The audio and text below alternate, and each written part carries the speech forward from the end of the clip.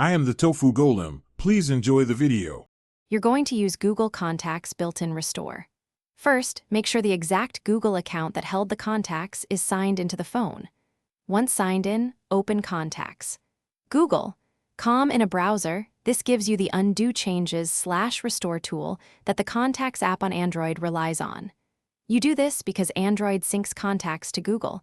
Restoring there recreates the server copy. Now select Undo Changes and pick a timestamp within the last 30 days to begin. Once you're on Contacts, Google. Go to Settings, then Undo Changes and choose the Restore window that matches when your list was intact.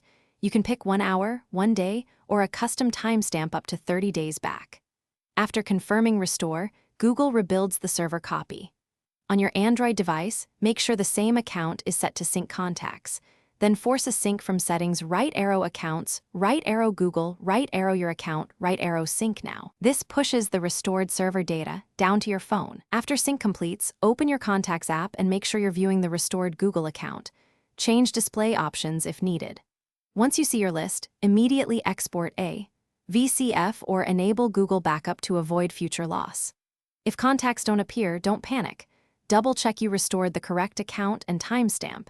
Then go to Apps, right arrow Contacts, Storage, right arrow Clear Cache, not data, and rerun Account Sync. This forces a fresh download from Google and fixes most sync hiccups.